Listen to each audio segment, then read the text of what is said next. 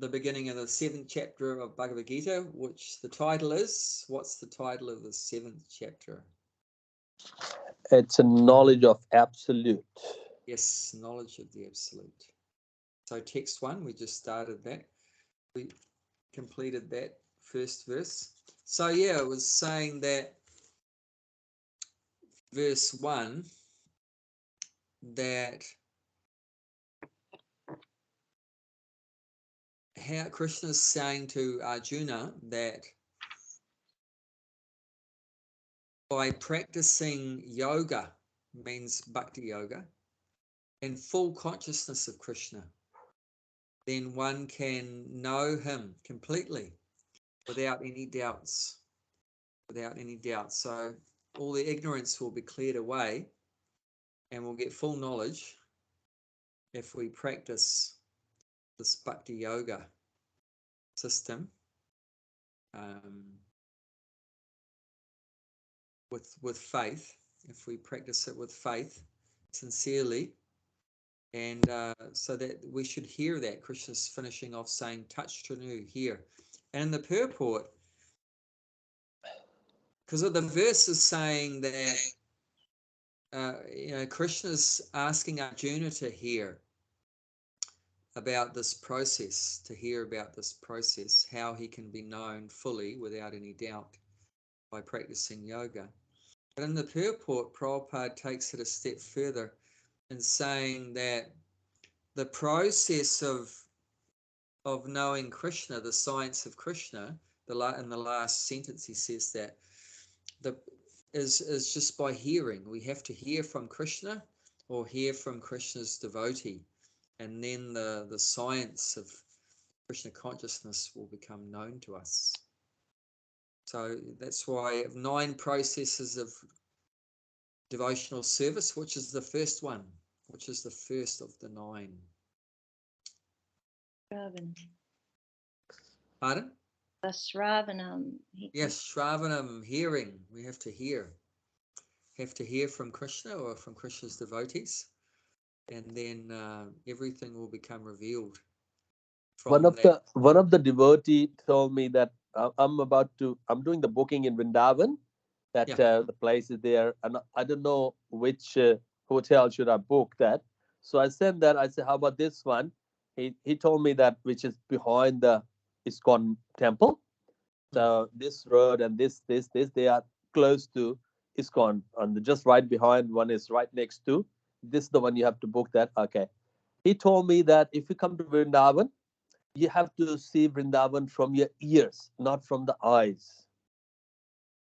I said, okay.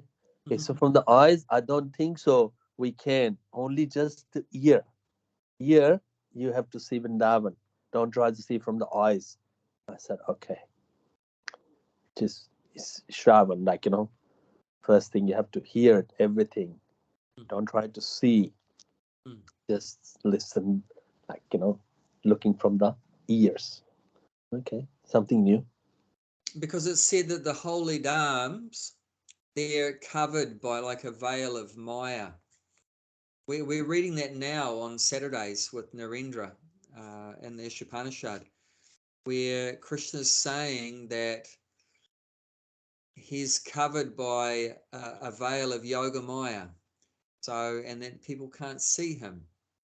So the same with the holy dhams, that the holy places, that there's a covering. So any materialistic people that go there, they can't see the reality of the holy place.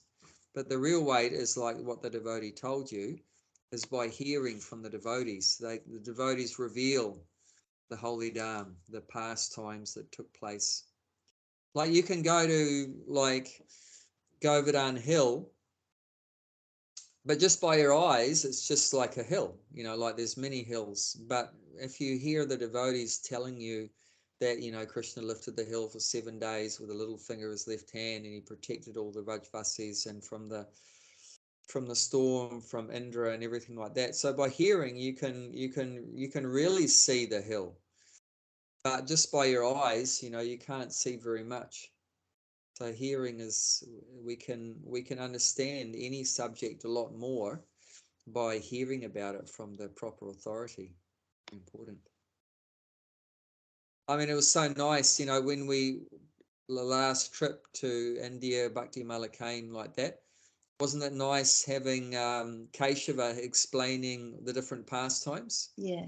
Because, you know, even me, you know, he took us to places where I'd never been before. I didn't know what happened there or anything, you know, so all you see is some grass and some trees and some birds and some water or whatever, but it doesn't mean much. But when the devotee tells you that, you know, such and such pastimes happen there, then it opens it right up.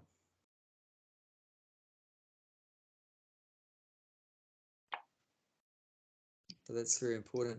And through our eyes also, we can make many mistakes. Like if you go to Vrindavan or any holy places, you might see with your eyes a lot of rubbish lying around, some people that don't, you know, look very Krishna conscious or whatever, materialistic people might be there.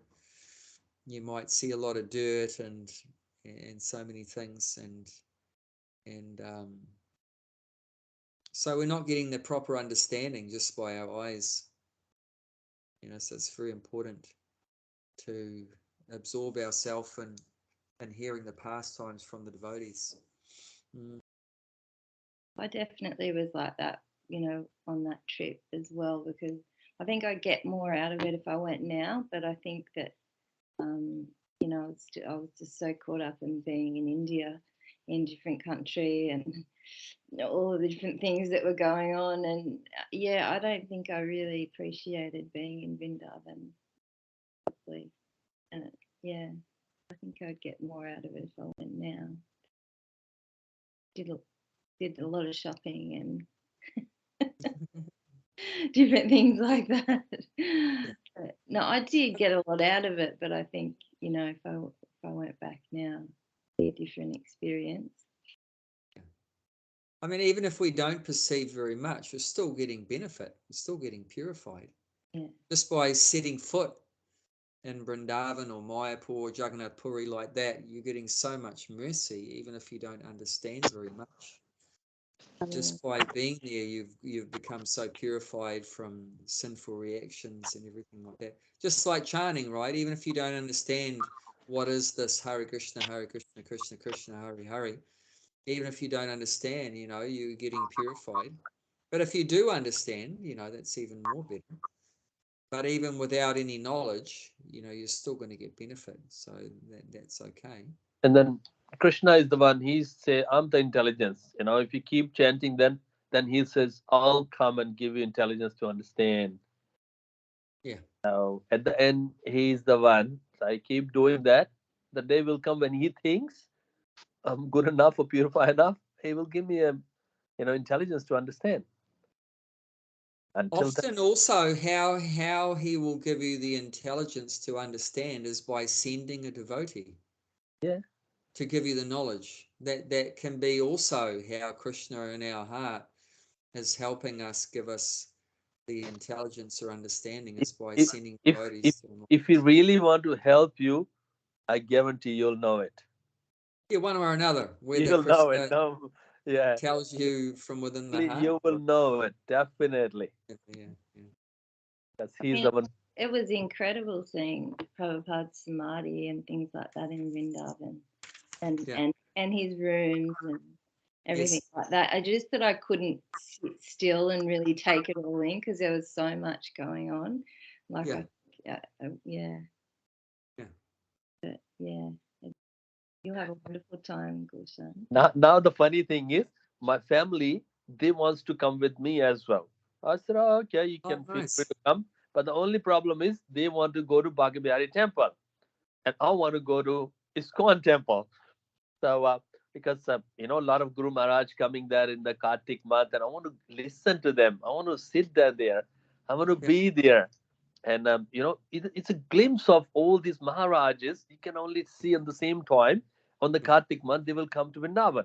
You can only, you know, glimpse of. You can see that it's beautiful. It's like, you know, for so much great Prabhupada devotee, you only looking will be just done. I don't want anything more than that. Just look in and bow down to Prabhupada devotees, and they all wants to go to the Bhakti Bihari temple. And I said, oh, okay. Well, you know what?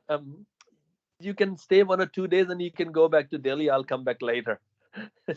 I'm Well, booking why my. can't you go to both? Because they're I not will. I far will away go from to each both, other. but the thing is, I want to go to ISKCON more because Yeah, Prabhupada devotees are coming. sure. So Prabhupada devotee doesn't go to Bhagavad Bihari. I want to see them and want to hear from them. I want to Yeah, bow down to them. And but they just want to go to Bhagavad Bihari. I said, okay, we'll see, we'll see. Basically, I'll just say, look, you can go there. I'll meet you in the hotel. I mean, I'll yes, go to Bhagavad Bihari. I've been there so many times to Bhagavad Bihari temple, but I really yeah, want to see Prabhupada devotees. sure, sure. Yeah, That'll be the perfect month. They yeah, come all to Vrindavan, whether yeah. it's your Guru Maharaj or Radhanath Swami or all that there. So it's just a lot Yeah. of great Prabhupada devotees to see them. That'll Mm. be that's fantastic. Hopefully, Yeah, I haven't been to India yet. definitely. I'm only hoping. Definitely the needs and the desires of your family and yourself are going to be different, so it's not going to match up all the time. So Oh yeah, yeah, I think that's a good idea. Let them go back to Delhi after a certain point, yeah. and then you can just I continue just on and idea, spend but some good time. yeah. So they just I understand it's okay because Mm. they don't know what the Mayapur is. they those who go to Bhagavad Bihari temple, they don't know what the Mayapur is. And I Yeah. said, oh, okay, I'm gonna go to Mayapur after. After that, I'm gonna go to Puri, and maybe I go to Balaji, and they just okay, yeah, that's okay. But anyway, Mm. come back to So the chapter today. yeah. Okay, so we'll do text 2 now.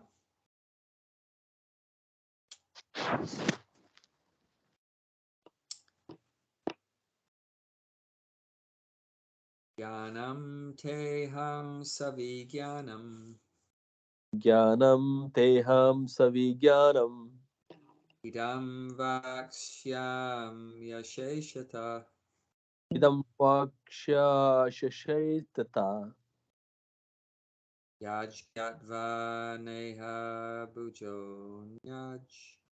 yagyatva neha bhutosya. So this line that we've just done, the third one, you join the N onto the yo before it. So Okay. go yajgatva neha bujon yaj. Then it flows better. It flows better. So Because you it's a very big word and I don't know, it's Prabhupada split in three. yeah. You you just say it so that it all flows. Yeah. So let's start again. Okay. Listen to what I'm saying. You got to hear, like it's saying, Chris is saying, just try to Yeah. hear. So first of all, hear what I'm saying. Jnanam teham savijnanam Jnanam teham savijnanam idam vaksyam yasheshata idam vakshyam sheshata yajgatva neha buyon yaj. yagyateha ne bhuyo gyat Bunyon buyon yaj. bhuyon I like yat. that one. Buyon yaj. Bit of Yeah. mouthful. Yeah. Buyon yaj. Yeah, Just Bhaktimala, you say say it. that a few times. No, no. Buyon No, yaj. It's Krishna easy. doesn't want to see whether you say right or wrong. Only Yeah. he wants to see you say it. That's it. Buyon yaj. Yeah. Bhuyon yat. That's easy, see? Easy. Gyatva, sorry. Gyatavyam avashishyate. Yajatyaneham. You should. Wrong one. I'll do that again. Okay. Gyatavyam avashishyate. Gyatvayam avashishtate. Okay. Okay, Bhakti Mala, I'd like to do the translation, please. I shall now declare unto you in full this knowledge, both phenomenal and numerous. This being known, nothing further shall remain for you to know. Oh, big thing. Okay, Nothing. so the first question is, what is phenomenal? And the second question is, what is numinous? So who knows what is phenomenal and numinous?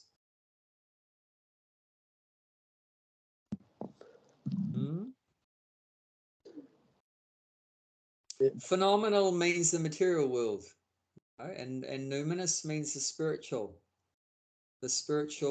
knowledge, the spiritual knowledge, the spiritual world, whereas phenomenal means the material. So both the material and the spiritual.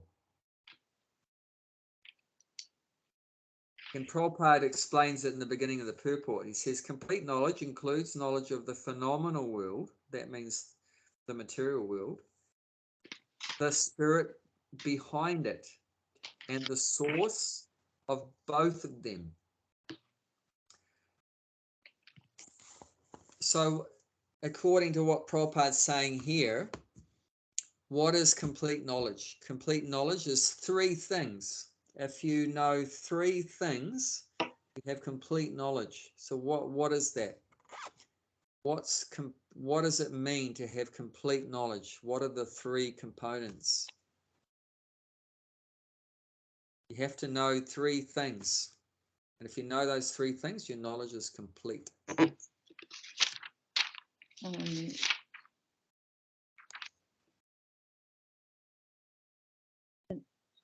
Knowledge of Bhakti Yoga. No, just what we're reading right here. The beginning of the purport. Complete knowledge, and Prabhupada's telling three things. There's only two. No? Three. It's a phenomenal and numerous. Yeah. Yeah, and then he says and. You forgot the and.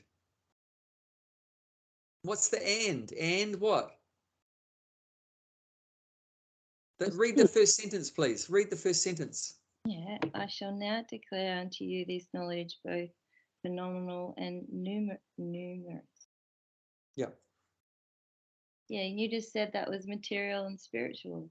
Okay, but read the first sentence of the purport. Sorry, misunderstanding. So I just read the first sentence of the purport to you. Read it back to me. Complete knowledge include knowledge of phenomenal world and spiritual behind it, and the cause of both of them, and the source of both. Yeah, and the source of both of them. So that's those three things. That's complete knowledge. So what is that? Knowledge of the phenomenal world. That means the material world, material knowledge, and then the spirit behind it. So to understand spirit or the spiritual world, soul. And the source of both of them. So what's the source of the material world and the spiritual world? Let's go to 10th chapter, text 8, which explains what's the source of the material world and the spiritual world.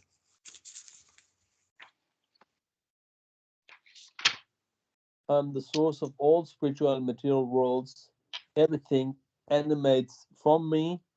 The wise who perfectly know this engage in my devotion service and worship me with all their hearts. Yeah, so this is Krishna speaking, and he's saying that I am the source of the spiritual worlds and the material worlds. So that's complete knowledge. So you know the material world and the spiritual world, and that Krishna, he's the source of both of them. And if you know all of that, those three subjects, then you're regarded as having complete knowledge. That's complete knowledge. Of course, modern scientists, they mainly have some knowledge of the material world. Even that they don't know completely. And they have pretty much no knowledge of the spiritual world. And they pretty much have no knowledge of Krishna, who's the source of both of them. So their knowledge is incomplete. It's incomplete. That's not complete knowledge.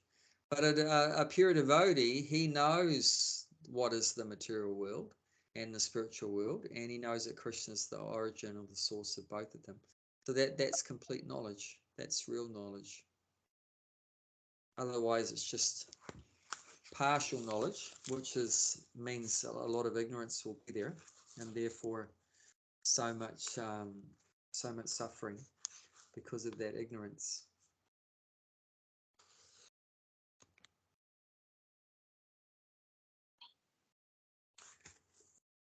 And then Krishna's saying in the verse, so this being known, nothing further shall remain for you to know.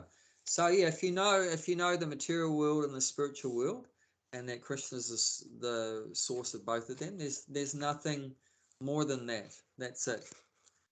There's nothing more than that. But of course, those are big subjects. Big subjects. Okay. What's the Christianity say? Do they say Jesus is the one for all these three, like material or spiritual or source of both? Is that the one saying in the Christianity? It depends which Christians you speak to, because all the different camps, they all have different beliefs. Some think that Jesus is the Son of God, and some say that Jesus was God or is God, like that. So they have different ideas. Some say that Jesus is the only Son of God. There's no other sons of God, only him. So he goes for all past, present, and future, like that. So they all have different ideas. So yeah, a lot of interpretations, a lot of speculation there, but it doesn't make sense. This one, the Gita as it is. Yeah, this is complete knowledge. Otherwise, they've only got just partial knowledge, and even that knowledge is all mixed up. So it's not very clear. Not very clear, but this is very clear. Do they have in the Christianity as well, guru and disciple succession in Christianity as well? No. Well, yeah, Jesus did have disciples. He had disciples. But Actually, I think even my birth name, Aaron, was actually one of his followers. okay. Even that name. But yeah, there's so many. He had many disciples. And I suppose those disciples, they also had their followers. But the thing is, their succession was broken. Just like in the beginning of the 4th chapter of Bhagavad Gita, Krishna said that this science of yoga had been lost over a period of time, that a succession was broken. He said that he said that a long time before, that he had spoken the same knowledge that he's speaking to Arjuna. He's saying he spoke the same knowledge to the sun god, Vivishwan. And Vivishwan spoke it to Ikshvaku, and Ikshvaku spoke it to Manu. But it said that over a course of time, that knowledge had been lost. So just like it had been lost also previous to the Bhagavad Gita. So after Jesus had come, also there was a break in the succession. So because of that, a lot of the knowledge is lost, and it's all mixed up, and people don't understand it correctly. So they misunderstand and misinterpret like that. So it can happen anywhere. Yeah. And that's why Krishna's saying why he's speaking it again, because the knowledge had been lost. So he's come again to speak it to Arjuna, to give us that science of yoga again. Okay, Gulshan, do you want to keep reading the purport then? We've just read the first sentence. Complete knowledge, including knowledge of the phenomenal world and the spiritual behind it, and the source of both of them. Yeah. This is transcendental knowledge. The Lord wants to explain the above mentioned system of a knowledge because Arjuna is Krishna's confidential devotee and a friend. In the beginning of the 4th chapter, this explanation was given by a Lord, and it is again confined here. Complete knowledge can be achieved only by devotee of the Lord in disciplic succession directly from the Lord. Therefore, one should be intelligent enough to know the source of all knowledge, who is the cause of all cause, and the only object for meditation in all type of yoga practice. When the cause of all cause become known, then everything knowable become known, and nothing remain unknown. The Vedas, Mandaka Upanishad 1.3 saying, Kasmin u bhagavo vijante sarvam idam vijantam bhavati.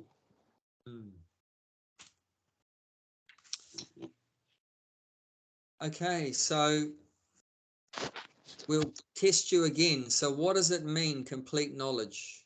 What's that include? Complete knowledge includes what? Material and Yep. spiritual, and the source of both. Yes, very good. Very good. And then Prabhupada says in the next sentence, this is transcendental knowledge. So complete knowledge is also can also be known as transcendental knowledge. Remember, the 4th chapter of Bhagavad Gita was the title of that chapter was transcendental knowledge. So what is the meaning of transcendental? What does transcendental mean? It those who are transferred through the disciplic successions. Yeah, you could, that's part of it. Yep, that's part of it. But the word itself, transcendental. And it's like a as it is transfer. It's come from transfer, that word? Transcendental? Not really, Okay. but it means from beyond this world, transcendental. Oh, okay. Transcendental means from above. Oh, From yeah. above us or from beyond. It's Adi, Adi and what do you call it in Hindi? Adi and Anant. It's like before, and he's gonna be after as well. It's I can't explain in English. I understand what you mean. Okay. It's like he was there, have, and after that as well. It never ends. Like you can't see beginning and end for that. Start from if you try to look at it, you won't find it beginning and end. Yeah.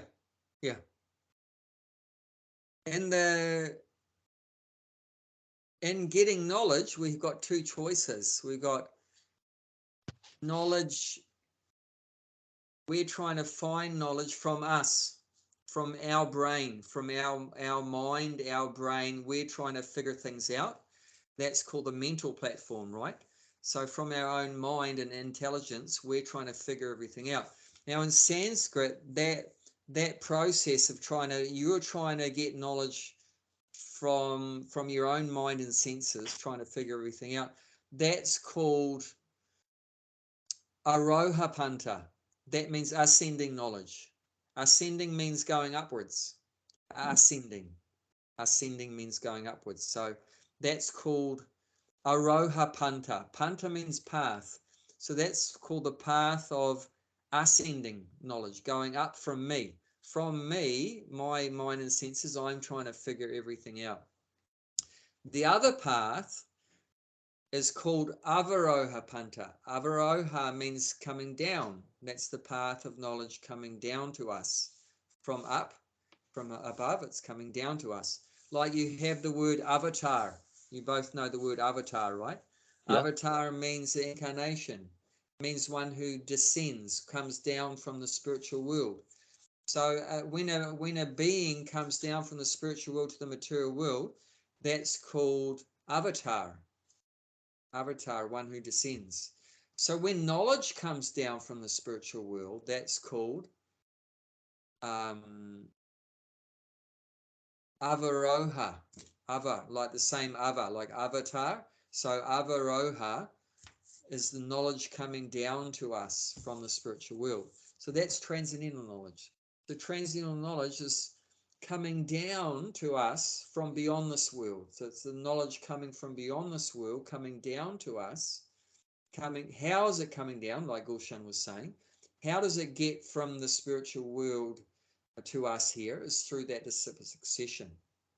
So God in the spiritual world, Krishna in the spiritual world, he'll speak to someone like Brahma, the first created being Brahma, and then Brahma will, having heard it from Krishna, he'll speak it to his disciple, which in that case was Narada Muni, and Narada spoke it to his disciple Vyasadeva. So we can look at that at the end of the introduction, which is page, and on my book's going to be different than yours, so it's 31 here. But if you look at the end of the introduction, just before the beginning of chapter 1,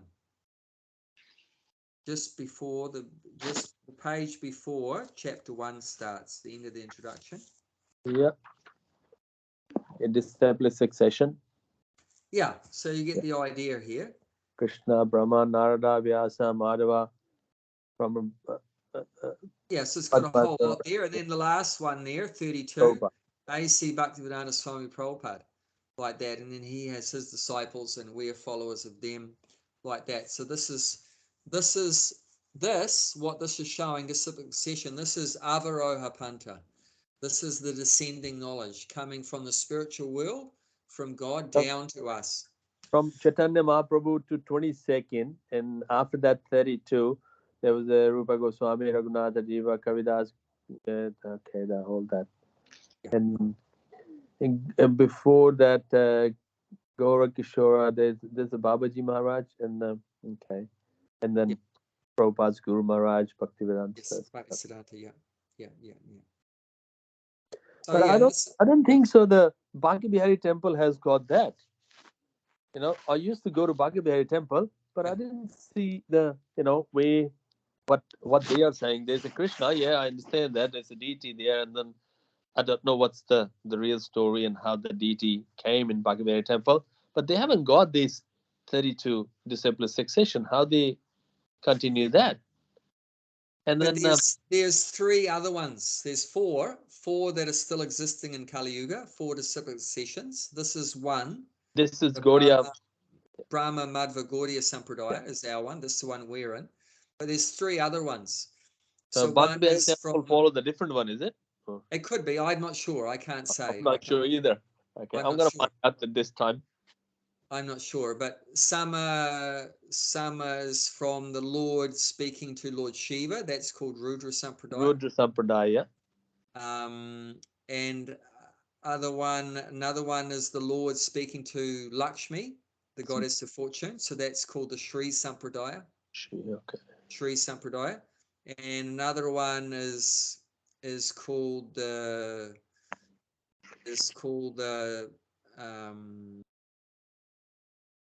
Nimbaka Sampradaya. Nimbaka.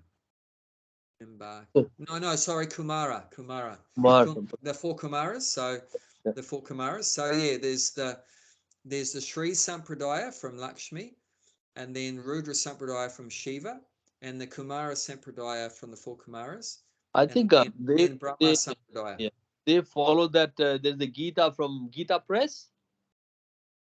There's the one Gita there, like there's Prabhupada. He translated that 50 years ago, but there must be a Gita before as well. Oh yeah, there's hundreds and hundreds of Bhagavad Gitas, but mostly they're interpreted by people that are not in any of the 4 sessions. So it means they're not going to have the real knowledge. Real knowledge, that's right. Like Krishna says, Prabhupada says in the purport here, that the Lord wants to explain, so we're back to our one today, 7.2. The Lord wants to explain the above-mentioned system of knowledge because Arjuna is Krishna's confidential devotee and friend. Yeah. So, see, Krishna is giving this knowledge to Arjuna. Why Arjuna? Why he didn't speak it to Duryodhana or Dhritarashtra? Because Arjuna was his friend and the devotee. His friend and his devotee, So there is a reason that what's that? If there is a reason, if Krishna will tell this knowledge to Bhima, he said, man, just tell me, I just put the Gada. Just tell me where to put Gada. Can you imagine if you tell him Bhima said, just tell me where. I'll just do that. Don't worry about the knowledge. Yeah. I mean, Bhima's a devotee also. But it was. Different behavior, but different qualities, but still a devotee. But the main thing we can learn from this here is that the Lord is only going to give this knowledge of bhakti yoga to his devotees. Only Yeah. if you're not a devotee, there's no way you're going to understand this. If you don't, if you're not a devotee, if you're not surrendered to the Lord, there's no way you're going to get this knowledge. Even you might read the Bhagavad Gita, but if you're not a devotee, you're not going to understand it. So, and also mentioned a friend. That if we want to make our friendship with the Lord, and then he definitely wants to make a friendship with us. But there's no question whether he wants to be our friend. But the real question is, do we see God as our friend? Some people see God as their enemy, isn't it? That's Like Kamsa, Asura. right? That's Like Asura. it's an Asura. And like my father, or like Kamsa, or whatever like that, Hiranyakashipu, that is, we see God as our enemy and we hate God like that. So that for that kind of person, you're not going to understand anything. Like I tried to explain to my dad about reincarnation, and he wrote me an email the next day, said I had a splitting headache after hearing what you said. And that was just the ABC stuff about reincarnation, about that the soul is transmigrating from one body to the next. That's ABCs. But even that gave me a headache, what to speak of higher subjects, because he doesn't see God as his friend. He doesn't even believe God God Yeah, but exists at but all. the thing is, the Yes, energy in Asura also Krishna's energy anyway. of course. So Yes, like both, I said, both is Krishna's. there's no question that Krishna's seeing us as a friend. I mean, he loves us. We're his children. Just like, even if the children, you know, behave in a nasty way to the parents, generally the parents, always love their kid unconditionally. Generally, they love, like even the kids are naughty, then the parents still love the kids. And then punish that sometimes. Yeah, of course, but that's also out of love, Yeah. generally. Of But course, some modern day parents are not real parents because they're alcoholics or drunk or something and violent and everything. But just in a normal situation, a parent loves the kids unconditionally. Doesn't matter what they do. Um, even Vajra, our dog, has been very naughty at certain points, but we still love him, even if we want to strangle him sometimes. But yeah, we still love him. So Krishna always loves us. He's always acting in a friendly way. Like I've but explained many times, that's why he stays with us as the super soul. Why does he stay with us even if we're in the body of a dog or a pig or a cockroach or a worm? We might think, well, that's disgusting, that's gone into the body of a pig. I'm not going to go there with him. No, but Krishna's so much of a good friend that he even accompanies us as a friend, even if we go into the body of a pig or a dog or anything like that. That's the degree of his unconditional friendship. Imagine any other friend, right? If you said you're going to go to some really horrible, disgusting place, and you say, hey, friends, will you come with me? They're going to say, no way, forget it. You go by yourself. I'm not going to come with you. You go to some horrible place like that, some freezing cold or dirty place with dangerous people or something, no one's going to want to come with us. But Krishna, he goes with us in whatever, horrible condition we go into. Why does he do that? We should think why is Krishna stay with us in the form of the super soul in every species of life? Does because he we have to are do part and that? Is parcel of it. anyone telling Krishna that you have to be there as the super soul? We are the part and parcel of it. Yeah, he loves us. So Yeah. he loves us. It, So he's it, coming with us it, to help us. it's whether we believe it or not believe it, whether it's a demon or it's a demoniac, he definitely comes with power. Yeah. So he's definitely seeing us as a friend, but the problem is, are we seeing him? How do we see him? Do we see the Lord as our friend? And if you see the Lord as your friend, then he's going to give you this knowledge. And if you don't see him as your friend, if you don't want to have a friendship with God, then you won't get this knowledge. I mean, he'll still love you, and he'll still feed you and give you a roof over your head and give you money in the bank and give you a job and everything like that. But you won't get this knowledge. You won't get this full knowledge. He only gives us full knowledge if you're going to treat him as a friend and you're devoted to him. If you're a surrendered soul, if you're devoted to him, then he'll give you this full knowledge of the material world, what it is, of the spiritual world, what it is, and of him, who's the origin of everything. Okay, Boo. Yeah. When with the super soul, is it only on this planet? Like, if you go down to the hellish planets or up to the up further, is he still with us then? Yeah, still with us. Yep. If we go to hell or we go to heaven, and all the species of life, yep. Even in hell, yep. Even in hell, he's there. Actually, we can't function. We can't function without him being with us, because he's actually arranging everything. He's actually arranging everything. We can't actually do anything without him. I mean, only if you got to the soul desires, but who's carrying out our desires? Like, I desire to scratch my head, right? So that desire is my desire.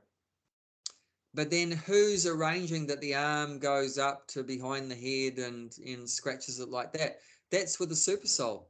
The super soul is sanctioning all these different things happening and guiding us. We can look at some verses about the super soul. One is that it's amazing, I just opened it up, it's a 1,000-page book. I opened it up and it came to the page that I was looking for about the super soul. So there's 18 chapters, text 61. See the super soul turn the page. 1861. The Supreme Lord is situated in everyone's heart, O Arjuna, and is directing the wanderings of all living entity who are sated as on a machine made for material energy. So this body's a machine, but Krishna is he's the driver, he's the director. Like it's saying, he's directing the wanderings. So we're moving around, we're wandering, but Krishna in the form of the super soul is needed to give direction. Otherwise we have no direction. We can't do anything without his help. Then what is the free will? Do we have a free will? Yeah, like I said, we desire. So that's our free will, is desire. But after we desire, he's needed to get things happening. Nothing will actually happen without him doing it. So we're desiring. Okay, let's look at another one. 13th chapter, text 23.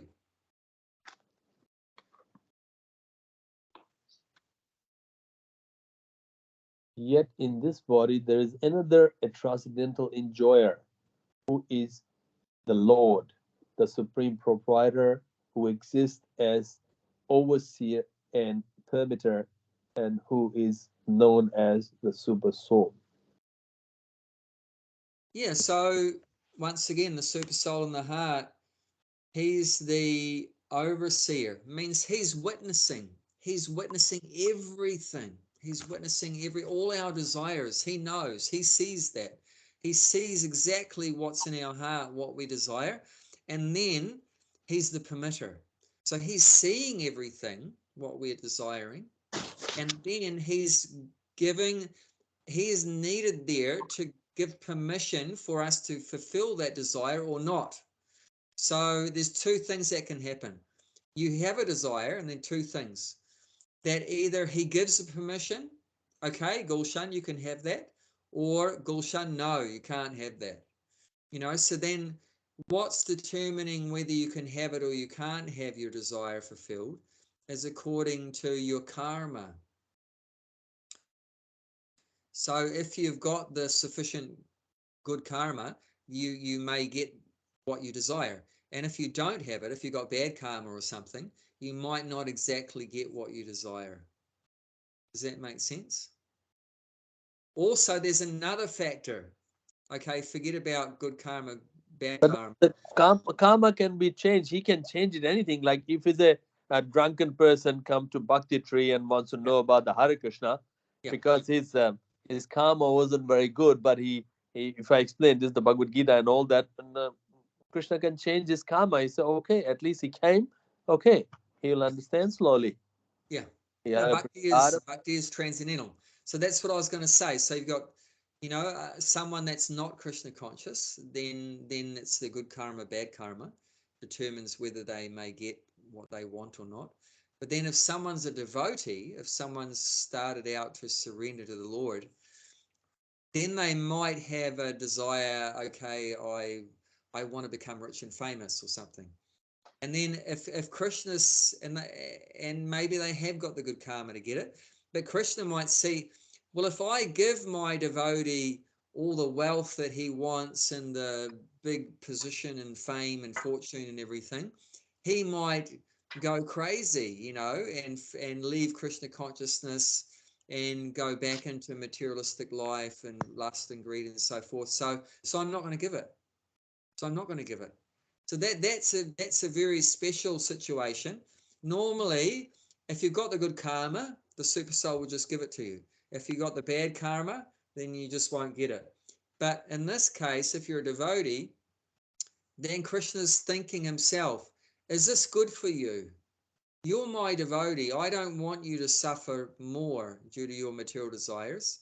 If you have a material desire, then okay, I'm not going to give you that. I'm not going to allow you to get all that money or to get that beautiful partner that you want or whatever like that, because I can see that's going to cause you to suffer down the track, and I don't want you to lose. That's why Krishna took my partner away.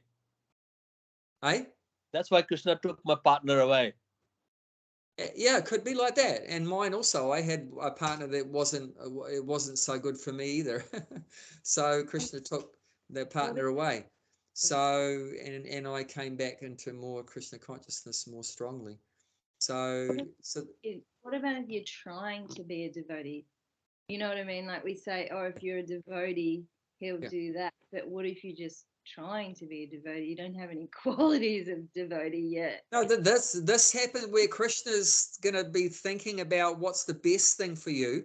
This will start to happen even you've chanted the name Krishna once. Okay. Yeah.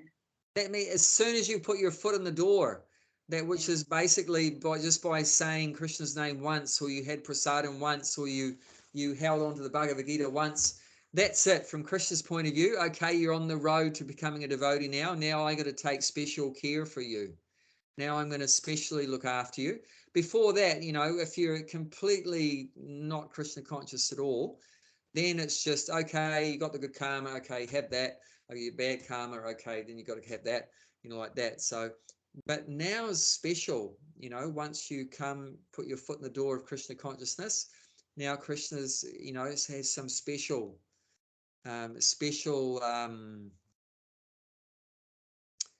focus on trying to be your, really trying to help you. And even you might desire something that's not good, then he won't give it, which is good. Because before it's like, even you desire something bad, like sex, drugs, rock and roll, and you might get it. If you've got the karma, then you might get it, which is really bad for us, so, but, and once you come to Krishna consciousness, then he won't allow that anymore, and even if a devotee goes through suffering, that suffering is actually Krishna's arranging. It looks like some bad karma, but actually it's not bad karma. It's Krishna using the devotees, what would be like previously bad karma. He's using that to help bring that soul closer to him. So like, don't see it like if a devotee has some health problem or family problem or financial problem, don't think it's bad karma. That's actually Krishna personally, detaching him from the material world. Krishna's personally detaching him from the material world and helping him get more attached to him, helping the devotee get more attached to Krishna through taking away all those things that he or she was attached to. That seems like bad karma, but it's not ordinary bad karma anymore. Once someone started out to be Krishna conscious, it's not ordinary good karma, bad karma. It's Krishna personally giving happiness to the devotee, and Krishna personally distributing some suffering temporarily so that they'll come to the real happiness, come back to Krishna, like that. So it's really interesting because there's this huge new age movement about manifesting, and like, and if you just think about it hard enough, if you think positive. yeah, so that's once again, it's half knowledge. It's not like we're talking about full knowledge. It's not full, it's just half. So the part they've got right is you put in your desire. True. Yes, we agree. You have free choice. You put in your choice, put it out to the universe. They don't know that it's Krishna behind the universe, so they just put it out to the universe, put out their desire. And they say the mind is so powerful, then if they just think hard enough, then they'll get it. But that's only half the story. The other half is that Krishna has to give the permission. So that they don't know about. They just think you just got to focus your mind enough on one particular thing. I'm rich, I'm rich, I'm rich. You got to say it enough times, convince your mind that I'm rich, I'm successful, I'm rich, I'm famous. And you got to say it enough times. But yeah, and they'll see that, well, I thought about being rich and I actually became a millionaire. But what happened was they had the desire and they had the good karma, so that they got it. Yeah. And Krishna fulfilled it. The super soul fulfilled it, not Krishna, but the super soul. So there's a bit of a difference between the super soul and Krishna, on one sense. So and then the super soul fulfilled that desire. But where it goes wrong is that, okay, you can desire to be rich till you're blue in the face, but if you don't have the good karma, you're not going to become a millionaire. Doesn't matter how much you desire it. So it doesn't work in every case. Maybe a few cases they have the good karma, they're going to get what they want. But all the other cases, like the person that wrote the book Think and Grow Rich, right? I think his name was Carnegie or something. That Think and Grow Rich, right? So that's the new age philosophy, right? You think about it enough and you'll get it, right? But that was probably the one person in a million that he had the good karma. So he thought about it enough and then he actually got rich.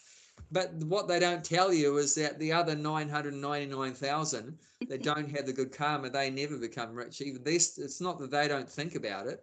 They're also thinking about wealth and all the things. And how these things happen, sometimes you do really hard work, you get a very little success. Sometimes you do a very little hard work, you had a bundle of success. Yeah.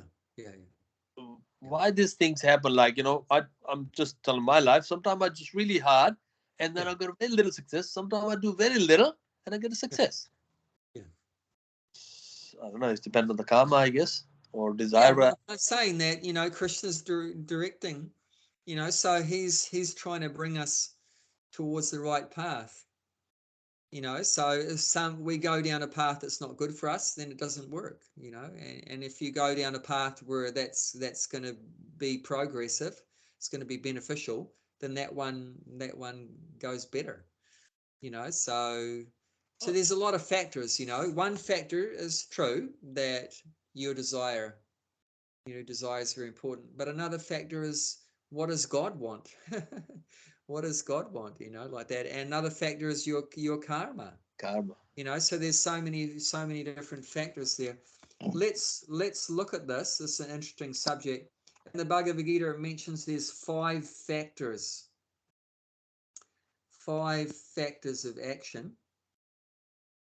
I'm just going to quickly see if I can find it. If I can't, I'm just going to look up in the back. Do you know, if you want to look up something in the Bhagavad Gita, if you're not exactly sure where it is, do you know how to find it? At the back? Yeah, you look in the index.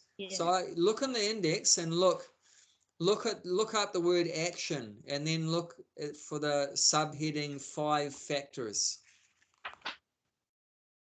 Is there a word there, action, in the index? Start from And A. look at 5 factors. Action, yeah. Oh yeah, I found it without looking at the index. Okay. Okay, it's the 18th chapter, but did you see it in the index? Did you see Yes. what I mean? Yes. You found it? I started to look for it. I found action. Yeah, if you find action, it'll probably say 5 factors. Okay, so look at 18th chapter, text 14. No, 13. It starts off at 13. 18th chapter. O mighty armed Arjuna, according to the Vedanta, there are 5 causes for accomplishment of all action. Now learn of these from me. Yeah. Next one, Bhakti Mala. The place of action, the body, the performer, the various senses, the many different kinds of endeavor, and ultimately the supersoul, these are the 5 factors. Yeah, so in order for anything to become manifest, an action to happen, there's 5 factors before that happens. Before something becomes manifest and in form of an action, there's 5 factors. And often we're pretty stupid. We just think there's one factor. Well, what's the factor we normally think? Mind. Me. No, I Me. did it. I did it. I did it. And that's you can look at that. That's 3rd chapter. We'll come back to this. Keep your finger on this page. But let's look at 3rd chapter text. I think it's 27. Yeah. 3rd chapter text 27. Normally we think there's only one factor, which is here. The spirit soul, bewildered by influence of false ego, think himself and doer of activities that are actuality carried out by 3 modes of material nature. Yeah, so normally we think there's only one factor in order for an action to happen, and that's me. I'm the doer. But if you go back to where we are now, 1814, then we are only one of 5. Which one are we? We're the performer. Yeah. The performer. So is the performer the soul, or is that the mind? Performer means the spirit soul. The carter, which in Sanskrit here is the carter, the worker. So we're the spirit soul, and the spirit soul has a mind. So we have a mind. The soul has a spiritual body, and it has a mind and intelligence and everything like that. But when we come into the material world, when the soul comes to the material world, it becomes materialistically covered. So our body, our spiritual body and mind and intelligence become materialistically contaminated, materialistically covered, like that. So so one factor in order for an action to happen is required. You need a body, right? If you don't have a body, that's the thing with the ghosts, right? The ghosts, they have a desire, they want to eat, but they have a problem. What's the problem? They The don't ghost have a has. body. They don't have a body, so they don't have a hand and they don't have a mouth. No hand and no mouth, then you can't do it. So that's one important thing. You need a body that works. You need a body that works, and you got to have a soul in it, that has the desires like that. So you need the senses, and the body is the senses is what makes up the body. So the body is composed of different senses. So these senses are important too. They need to be functioning. So you need a body and you need working senses. Like some people, right? They might have a body, but they might be handicapped, right? So handicap means the hand doesn't work. So you got a body, yeah, very good. Okay, you got a body, but then you have a problem. Your hand doesn't work. So then you can't carry out the action. So you need a body, and then you need senses that work, and then you need the soul has to be there. Because I mean, if you have the body is there, but the soul has left the body, I mean, means dead, then obviously not much action is going to take place because the soul's gone. So the soul has to be there, which is the performer. And then there are many kinds of endeavor. So that's the karma. So which kind of karma you're going to do, that's going to affect the end result, what your endeavors are, like that. Is it in line with what the scriptures say, or it's going against the scriptures? Is it sinful activity? Is it pious activity? There's so many different kinds of activities. So these are all different factors there. And ultimately the super soul. And of all five, the super soul factor is the main factor. The super soul factor is the main factor. And then the next verse says, whatever right or wrong action a man performs by body, mind, and speech is caused by these five factors. And then the next one says, therefore one who thinks himself the only doer, not considering the five factors, is certainly not very intelligent and cannot see things as they are.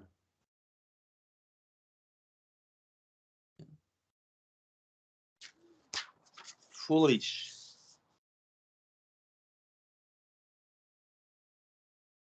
And in text 17, that's pretty far out. And that's why Krishna's telling this to Arjuna to get to this point here. Just someone want to read 17? One who is not motivated by false ego, whose intelligence is not entangled through his skill meant in this world, does not kill, nor is he bound by any action. So that is the one, the Arjuna. He's killing, but he's not bound by any action. Yeah, that's right. Because what he's indicating here is if you're working under the direction of the super soul, then you don't get any reaction. No bad karma. But if you're working under the direction of your false ego, then you're going to get bad karma. Then you're the doer of it. Then you're regarded as the doer. Then you get the reaction. But if you're just working on behalf of the super soul, if you're surrendered to God, doing what He wants, then you don't get a reaction. Yeah.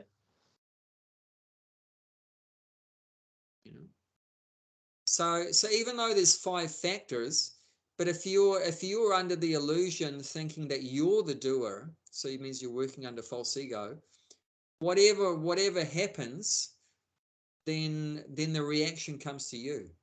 So even you can't blame the super soul in that case. Like directed by my false ego, I get drunk and then I kill someone. Then you can't blame, the super soul did it. He's the main factor. It's the super soul. No, you can't do that because you were acting under false ego, thinking that you were in control, that you're doing it. You don't care to listen to the super soul, and he's just fulfilling your desire because you've got that karma there. But the reaction is yours. But in this case, then Krishna is saying to Arjuna, I want you to fight. Yeah. And not only fight, kill. Yeah, and kill, fight and kill. But maybe his guru Dronacharya, he must be done some bad karma, killed by his own disciple. I mean, but he's actually very good karma, because he's died in front of God. Anyone that dies in front of God, they're liberated. Yes, that's right. So they're actually very fortunate. Said all the soldiers on the Battle of Kurukshetra, because they died in front of Krishna, they got liberated. That's right. So very fortunate. I've heard that some, I can't remember who, but I heard them compare the super soul to what we think is intuition. Have you heard that before? Or is that? Yeah, it can be. It can be.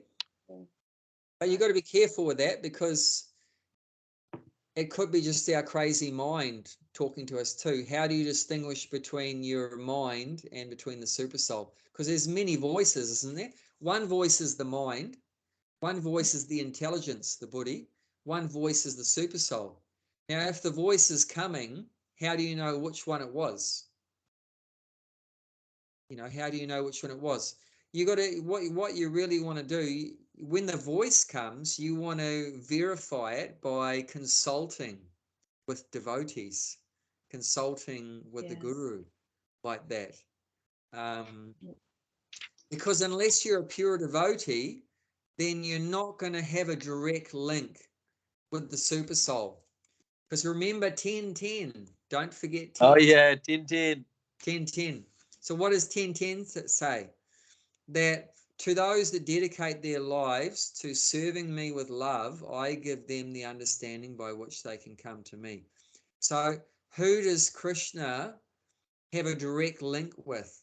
Giving them the intelligence, means like the intuition. If you're constantly serving him, that's one criteria to get that direct link with the super soul. He's talking to you, and with love. So constantly serving with love, then he's going to give you the Buddha yoga, the intelligence by which to come to him. But otherwise, if we're not constantly serving God and we don't love him, then it could well be our mind is talking to us like that. Mind is always chattering. Yeah, the mind is always chattering. So like a little kid. Did you just say that you had to be a pure devotee to hear that? Well, I mean, God is definitely, he's trying to give us good advice, but the main problem is we don't listen to his advice. Yeah. I remember when I was young, and I definitely wasn't a devotee. I remember when I saw my father with a rifle shooting cows on our farm in the head. Then I had a voice inside of me saying, "This is wrong. This is wrong." Yeah. So I'm sure that wasn't my mind, but it was probably either my intelligence or the super soul. But there's moral but compass that people have as well, isn't there? Like, that you feel, oh no, this isn't right, or yeah, sometimes there's a deep feeling. I remember I had a really intense feeling that I had to go to Wellington to feed the protesters. And I was like, I was being pushed, and I couldn't do anything about it. So, and it actually happened. Like I said to Gianty, "See you later, I'm going." I packed up the van and I went. And I'm not normally like that. I normally think with my mind, weeks and months, plan it all out in head. But I just spontaneously, I just had such a strong impulse. I have to go to Wellington and I have to feed the people there. That's my mission. And just basically, I was like forced, like that. So, yeah. So sometimes the super soul might take over. And but sometimes the mind also can do that, can be like that. it's a different feeling though. I think that if you and I know it's not in the Bhagavad Gita probably what we're talking about, but yeah, I'm just interested about intuition and things like that, and it's the different feelings that you get when you think.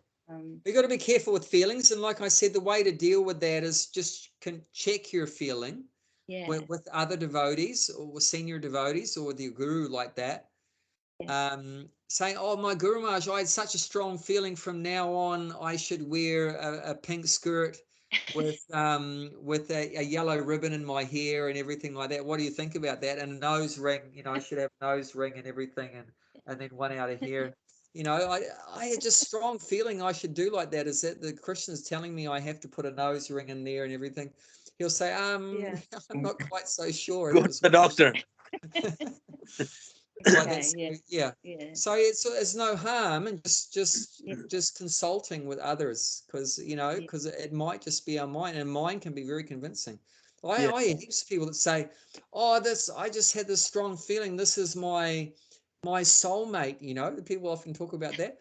It's just like, this is my soulmate. It's like we've been together for many lifetimes or whatever. But it's probably just Cupid has just fired an arrow in your heart and like that, and it's love at first sight and everything.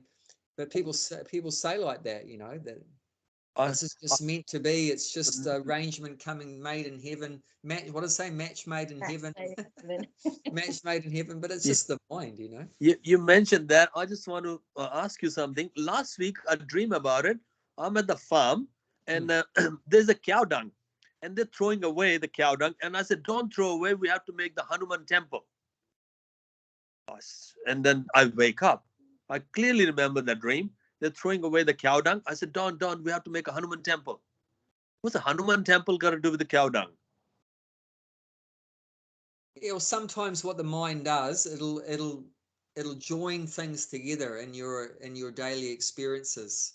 So maybe you'd had read something or heard something about Hanuman, and then you've been to the farm or something and seen cow dung, and then the mind will just put the two things together. Okay. Cow dung. I was so strange, and I wake up. There was 5 a.m. I said, "Where'd that come from?" Oh. Yeah, the mind just puts things together that we experience during the day, puts them together at night, and comes out funny ways. Like you might say in your dream, an elephant flying in the sky. So you've seen elephants, which are normally on the ground, and then you've seen things flying, and but the mind will just combine two things. So sometimes you'll see very extraordinary things, come out. Although it is said that if you see, like if God is in your dream or the guru is in your dream, then maybe there's some significance there. You can think about that. It might not just be completely Maya sort of thing like that. So and I mean, the fact that you were dreaming about Hanuman is very good. Yeah, because the thing is, I always thinking that, sevak, those who are, like Prabhupada says, I'm the servant. And Hanuman always saying that. Even we wants that to be, we think Hanuman's God, but he always said to the Rama, I'm just a servant. And can you see how many temples all over the world just for a servant? Because through the servant, you can reach the Rama, through the servant. So that service is, phenomenal. Nobody can do the service like the Hanuman does to Rama. He's still, till today, he call him a servant. And the servant has got all the temples all over the world, because through the servant, we can reach the Lord Rama. That's what I was thinking. Prabhu, when you talked about the performer, so if for conditioned souls like me, the performer uses your false ego, mind, and intelligence. But does that mean like pure devotees like Prabhupada, they don't use that? They're using their spiritual mind and spiritual intelligence, and then they don't have the ego. Like, how you say but in both cases as a performer means the only difference is in one scenario the performer just wants to fulfill their own selfish desires. And in the other scenario, the performer just wants to please Krishna's desires. So, and that's so one side is lust and the other side is love. So, and it's at the end of the 3rd chapter. So the soul can go either two ways. You just want to fulfill your own desires, and that's called lust, or you want to please Krishna's desires, that's called love. But the same performer, but you just care about yourself as the performer, or you want to just please Krishna and you don't care about yourself. That's like selfless service like that. Like Hanuman is just thinking about pleasing Ram, is not worried about himself like that. Yeah, but it's the same factor. It's the same performer, but you are acting to please yourself, or you're acting to please the Lord? But it's still one of the factors. You're still one of the 5 factors. Whether you're a non-devotee acting in false ego out of lust, or you're a devotee acting out of the real ego, that like Hanuman, I am a servant, you are my master. Does that make sense? Yeah. So the only difference is in your real ego, you're lining up your desires, with Krishna's desires. Yeah. Like at the beginning, the Bhagavad Gita is a perfect example, because in the beginning of Bhagavad Gita, Arjuna had a desire not to fight, and Krishna had a desire to fight. Yeah. So you got two different desires, they're not lining up. But the end of the Bhagavad Gita, Krishna still had the same desire And to then fight. Arjuna. And Arjuna lined up his one. So now it was different before in the beginning, right? He lined it up. Now, yes, I will also fight. So that's where you're lining up your desires with the Lord, and that's love. So when the performer matches up his desire with the super soul, so they've got 5 factors, right? So one factor is us, the performer. The other factor is the super soul. So when we line up our desire with the super soul, that's real oneness. That's the real oneness. So when sometimes you read about becoming one with God, that's oneness doesn't just mean that my body is going to merge with his body and I'm going to disappear and it's just God, but that there's still 2 people, but then I'm lining up my desires with his desires. Whatever Krishna wants, I want that. And if Krishna doesn't want that, I don't want it either. It's So simple there. Like Krishna is a magnet and we are the steel. We have to go that no matter what. Steel magnet doesn't come to the steel. We have to go. That's it. Servant has to go to the master. Yeah, so there's attraction there, that magnetic attraction. Of course, it's love. Yeah. So when there's that love there, then the soul, the performer, matches up, lines up with the super soul, like that, and then that's bound to be producing wonderful results, good results, definitely. Thank you. Definitely. It's And Gulshan's can be like Hanuman in his position as the servant at the entrance of the Bhakti tree, welcoming everyone. So nice to see you. I'm very happy to see you. Welcome to the Bhakti tree. I'm in the Seva for last how many years? I used to live in the Otahuhu temple, Otahuhu Gurdwara, the Sikh temple. I was doing the Seva as well. Then Menariva, Menakau, over there, Seva as well. Then everywhere, I just leave me in the Seva. That's it. Yeah. I don't know much about the Sanskrit. I don't know about the shloka. Just leave me in the Seva. I'm done. And, so you're like Jagannath's doorman. Yes. Jagannath's butler. I will go to, they were saying why that's the ocean water is more purified in the Puri, because I was reading the book, the Chaitanya Prabhupada. Mahaprabhu. No, he took the body of Thakur there, and then oh my God, I was just so much reading in that book. He just opening every single day, page by page, from Tota Gopinath to every single thing they were telling that. And Prabhupada mentioned that if you go there 100 meters down there, left, right, all direction is mentioned in the book. So just be careful in that ocean, Gulshan, because it's don't worry. Even if I try, it's like body anyway. There's a big shore dump, and you got to get past the shore dump. It's okay if that's a Jagannath's desire. Very well. Just be careful because there's no lifeguards. Don't worry. It's who cares about the lifeguard? I touched the door of the death and come back. I'm a cancer survivor. What can scare me? Nothing. If you can't swim very well, I wouldn't say to go in there. If the Krishna desire that don't come back to Australia, I won't come back. But remember, Gulshan, there's not just one factor, not just Krishna. There's the other factor too, like you're a factor. But my factor is to be just go to Jagannath Puri. That's it. Going in there and just like a danda.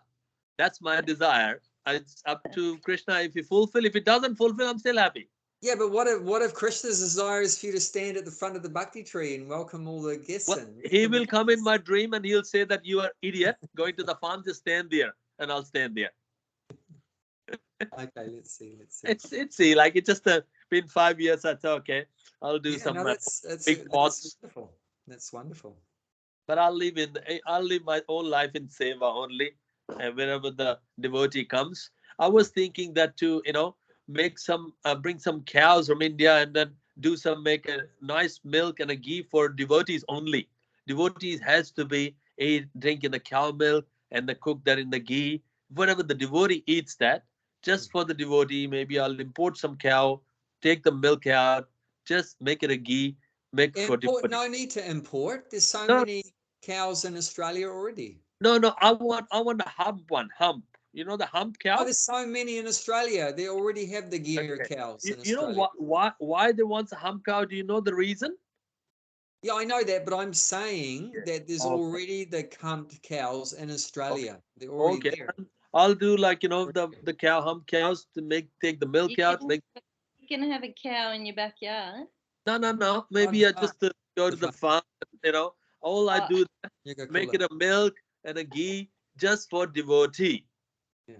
Whoever is doing a you're Krishna gonna bring service. the cow back and put it in your front yard in the unit. And No. In the farm, because Krishna lives in devotees. If you do the devotees, whoever doing the Mangala Aarti, we're doing that for them, I make everything good for them. They can have a night garam doodh, they can have a ghee, they can have that, all just the devotees. And through devotees, it'll go to Yeah. Prabhupada and go to Krishna. Well, we'll see if Krishna Wow. sanctions your desire. But yeah, Just, don't give them too much of that pure milk and ghee, otherwise they might get too fat and they won't come to Monglarti. well, that's a Krishna's problem, not mine. All I'm doing in the service, that's it. Okay, Oh, that's all good. Hey, let's just talk a little bit more. We've got a minute or two. Just talk a little bit more about this purport in 7.3 here. yeah, sorry for 7.2, taking. sorry. Um,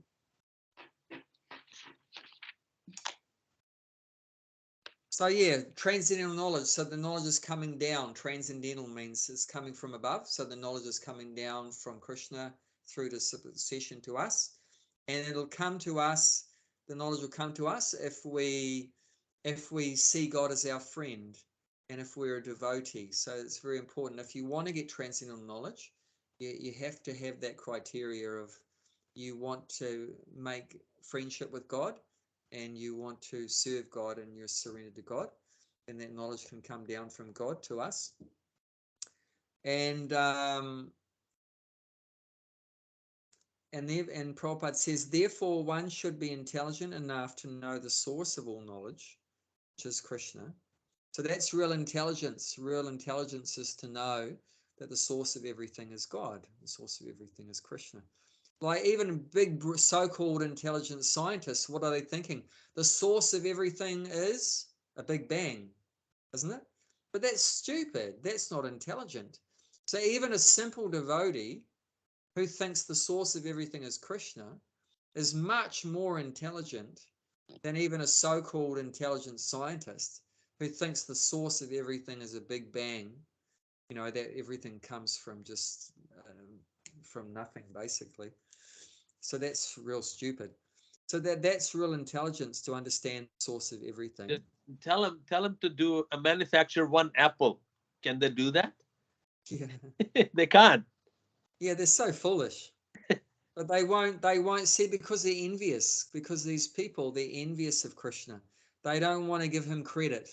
They don't want to give Krishna credit that he's so intelligent, that he has made the apples and he has made the peacock so beautiful, and he has put the smell in the rose, the gulab, the beautiful fragrance from the jasmine or the gulab, the rose. Who's put that there? That's Krishna is so intelligent. He's And put that beautiful these fragrance there. old scientists, I can give it a 10 kilo of grass. Can you get me a one drop of milk out of that?